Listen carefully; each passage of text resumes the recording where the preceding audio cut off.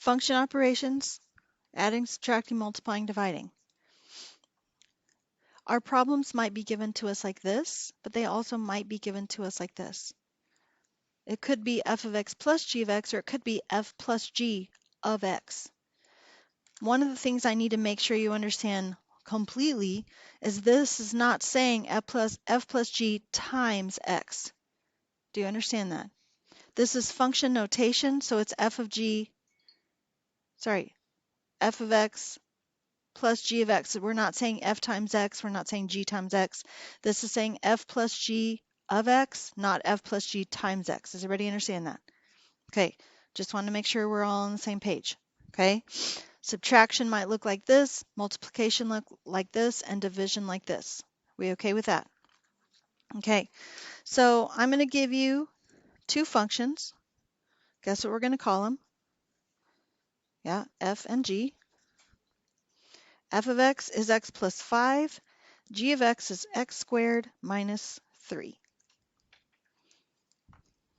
Okay? Whoa. So let's start off by doing f plus g of x. What do I want you to do with these two functions?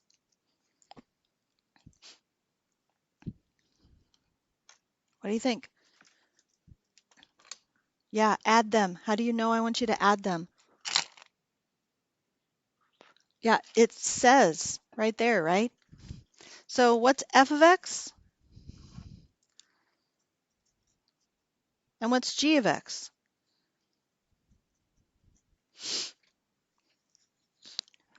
What do I have left to do?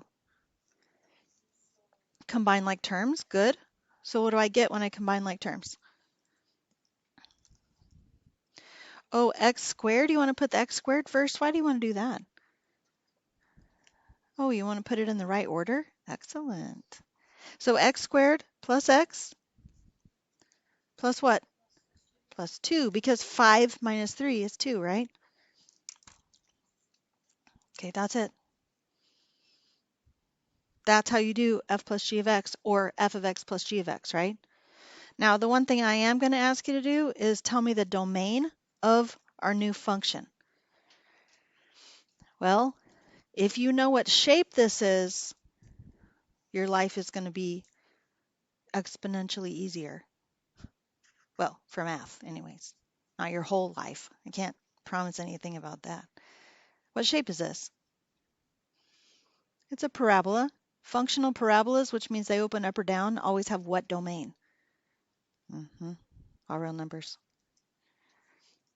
And remember, we're going to write it in both forms, all real numbers and in interval notation. Okay? Any questions? So what's next? Oh, minus. You want to do minus next? Okay, that's fine. So let's say f of x minus g of x. See how I switched it up there on you? Right? I could have written f minus g of x, but, you know, I want you on your toes. So what's f of x? X plus 5. What's g of x? X squared minus 3. Now, what I will tell you is that if you write it like this, most likely you're going to get it wrong every time. Why would you get it wrong every time? Because we're subtracting all of g of x, right? Including subtracting minus 3. And if I subtract negative 3, what am I going to get? Positive 3, right? And I'm going to forget that unless I put what I'm subtracting in parentheses. I'm not saying you will always. I'm just trying to make it a little easier for you to get the right answer every time. Does that make sense? Now let's go ahead and simplify this. X plus 5. Now I remember that this should be plus 3, right? Because I actually have to distribute that negative to each term in the parentheses, right? Now when I go to simplify it, to combine my like terms, what do I get? So negative x squared plus x plus 8. Good. I also need my domain of my new function. And I think to myself, self, what shape is this? It's a parabola. I know it's a functional parabola because it's opening up or down. It's y equals an x squared. So I know my domain is real numbers.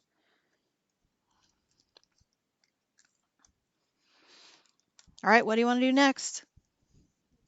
Multiply, okay. So f g of x. Let's go back down so we can see f and g. So f is x plus 5, and g is x squared minus 3.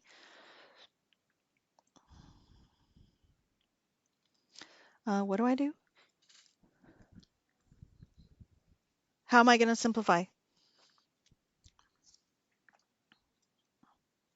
Oh, distribute? I should distribute, right? So x times x squared, x times negative 3, 5 times x squared, and 5 times negative 3.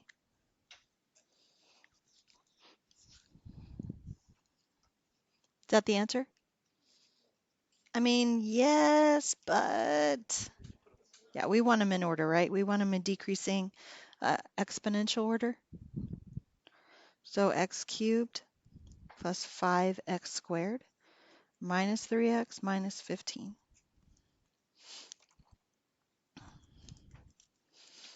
Self, what shape is this?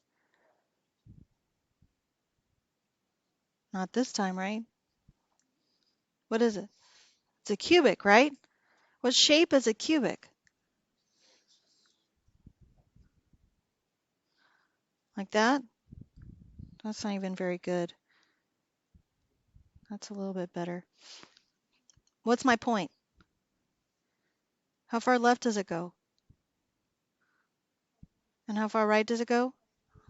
Guess what my domain still is?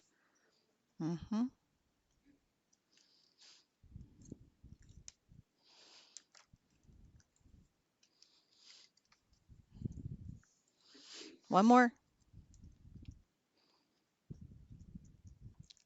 Ooh, I'm going to trick you though.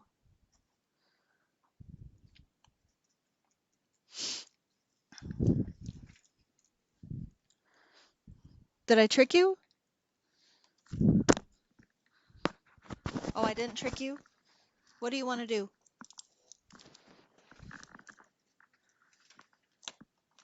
You want to put g of x in the numerator and f of x in the denominator? Yeah, good choice. Why do you want to do it that way? That's how it's written, right? It's saying take g of x and divide it by f of x.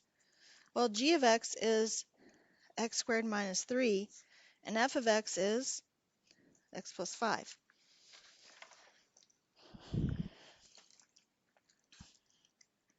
Now, there's something, well, I'll just say odd about this problem, okay? What's odd about it is that it is a rational function. We haven't done rational functions yet. But right now is when we're supposed to do function operations. But in another unit or so is when we're supposed to do rational functions. So I need to be able to teach you just enough right now to be able to get the right answer for this. Okay? And so I'm just asking me to trust me right now that this is real.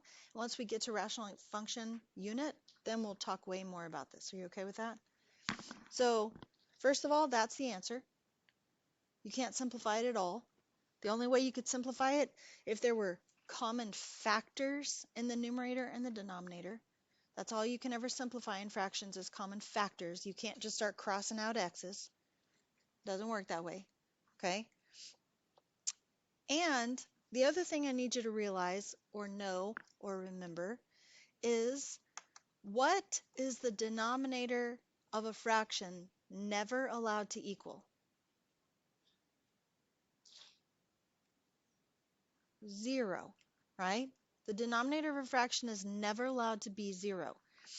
Is there any value of x that would make this denominator equal to 0?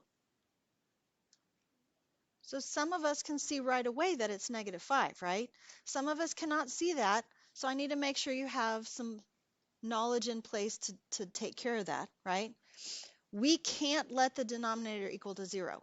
So to figure out what makes the denominator equal to 0, I'm actually going to take the denominator and set it equal to 0 on purpose. Okay? And then I'm going to solve for x.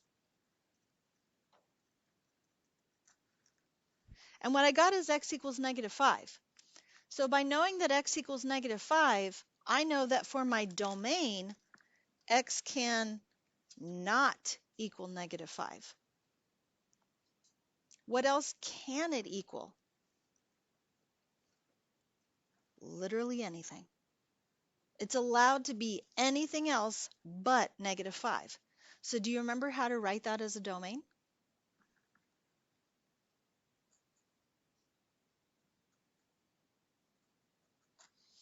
All real numbers, x is not equal to -5. So it's everything but -5. Do you remember how to write that in interval notation? Can I show you? Okay, so it goes all the way to -infinity, and it comes up to -5. It does not equal or include -5. So I put a parenthesis there because I know it can't equal -5. But then it starts again on the other side of -5 and goes all the way to +infinity.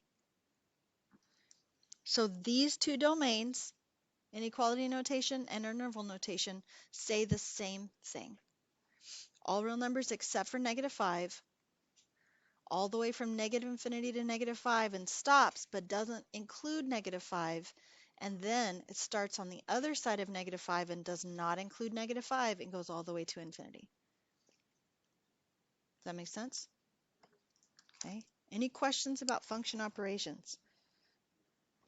There's one other type of function operation that we need to talk about that's real specific and real important. Okay. And it's called composition of functions.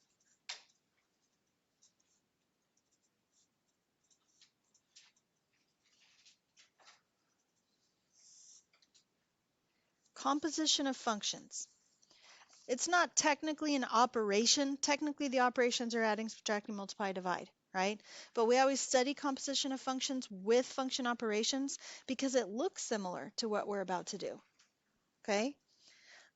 First of all, we need an f of x and a g of x. So let me remind you what we used before. We had x plus 5 for f of x, and for g of x, we had x squared minus 3, right? Whereas we dealt with things that looked like this with function operations. This is what it looks like for composition. F of g of x, or g of f of x. You know how there was two ways that we could write it here? Well, there's two ways we can write it here. It could look like this, or it could look like this. F of g of x, or g of f of x. Notice that this is open, right? It's not a colored in circle, it's open.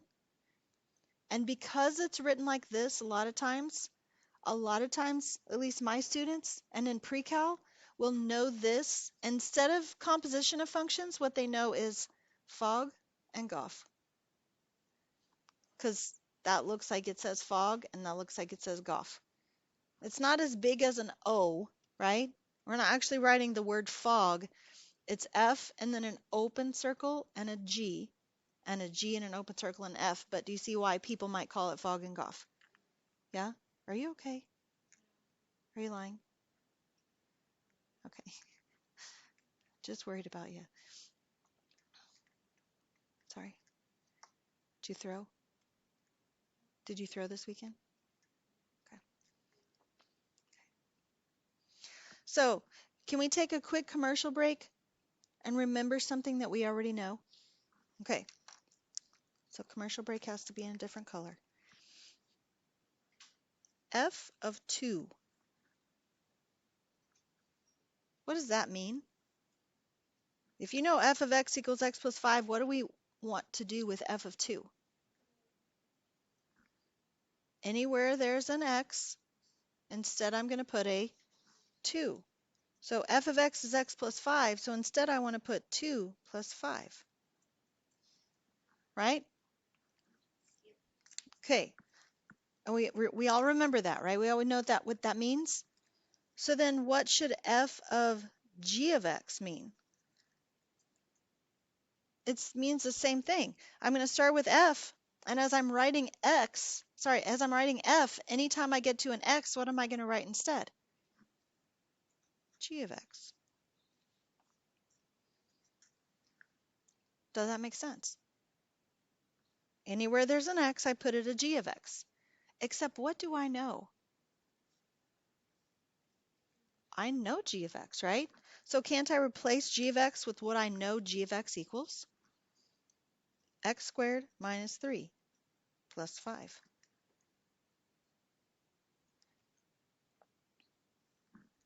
Well, that's just pretty easy to simplify, isn't it? X squared plus 2.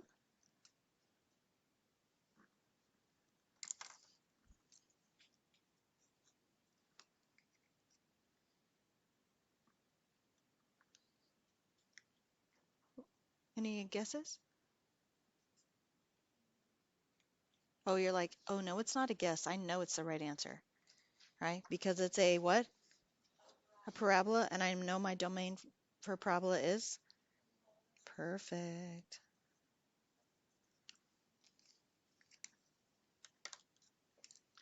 Now, typically when we do composition of functions, we don't just do f of g of x.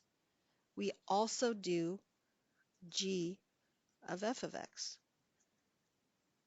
But it's the same sort of thing, right? I start writing g, except anytime I get to an x, what do I write instead? F of x squared minus 3. Except what? We know f of x, right? What do we know f of x is? Very good. X plus 5 squared minus 3. Now, I have a fear. I wouldn't say it's an unfounded fear because a lot of you do it, and I don't want you to do it.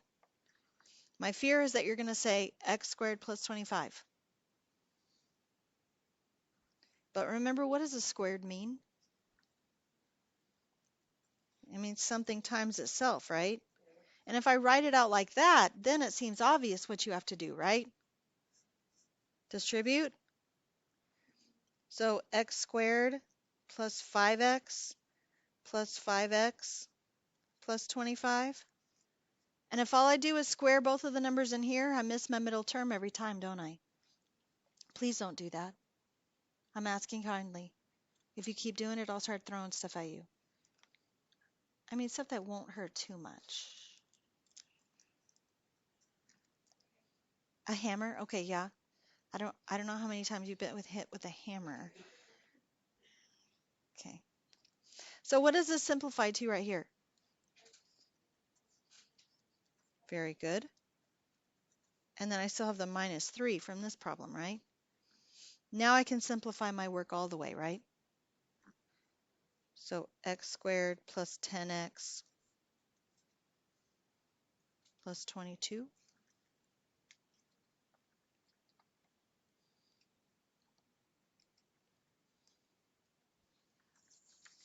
Can I do another example for you of composition of functions? Okay. This time, let's say f of x equals x plus 3 squared, and g of x equals the square root of x minus 3.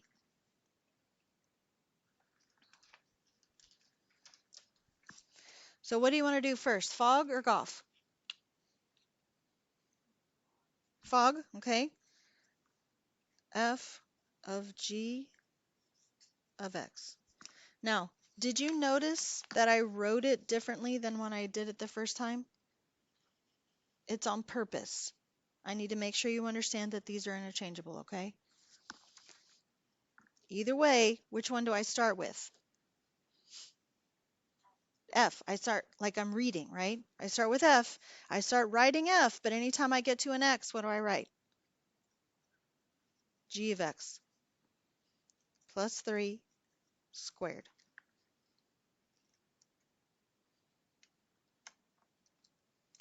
Now, do we know G of X? So let's substitute what we know G of X is into this equation. G of X is the square root of X minus 3, and then plus 3 squared. What happens? What's this? 0. That's 0, right? So what I have left is the square root of X squared. What is the square root of X squared? It's just X, right? If I square something that's being squared, sorry, if I squared something that's being taken the square root of, I just get the thing that's inside, right? Okay, that's cool. That was a nice, easy answer, wasn't it? So, Goff, G of F of X.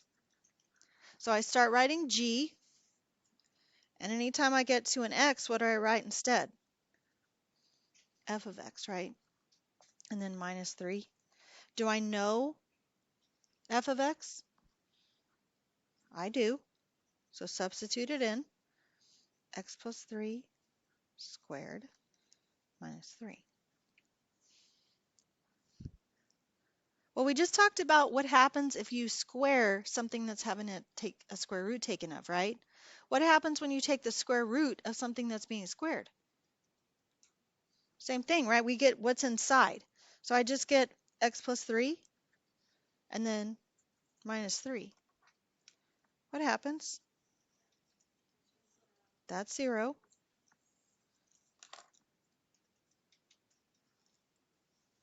So now this is special, like for real, okay? I kind of tricked you in a way because I didn't tell you the actual directions. I just said let's do Goff and fog and Goff, right? Because that's what we did on the example before. We just said let's do fog and Goff, okay? Well, when we did fog and Goff before, I got this answer for fog and this answer for Goff, right? Great, we can do it. That's awesome. When you do fog and Goff and you get answers that are not only the same, I'm glad that you recognize that they're the same, but not only the same, but you get answers that are specifically X, that means something special about these two functions. That means that these two functions right here are inverses of each other, like what we talked about on Friday. Does that make sense? So I could give you an f of x and a g of x, and the instructions would be verify that these two functions are inverses. And the way that you would verify is by doing fog and Goff. Not by switching x and y and solving for y, because that's all fine and good to know how to find an inverse. But to verify functions are inverses, we use fog and Goff. Okay? And again, like I said a minute ago, it's not so much even that they're the same, although they should be. It's specifically that they equal x, because remember back to Friday for me real quick. And if I graph a function and its inverse, what line did those functions reflect across? Yeah, y equals x, right?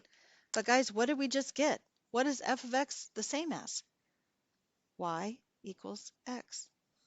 F of x is the same as y equals x. Does that make sense? Okay. So part of your homework is going to be basic function operations, adding, subtracting, multiplying, dividing. Okay, it does not say it in the directions, but I do want you to state the domain of the new function when you're finished. Okay, so please make sure to remember to do that. And then part of your function will be fogging off. Okay, what's the purpose of fogging off? To verify if two functions are inverses. Got it?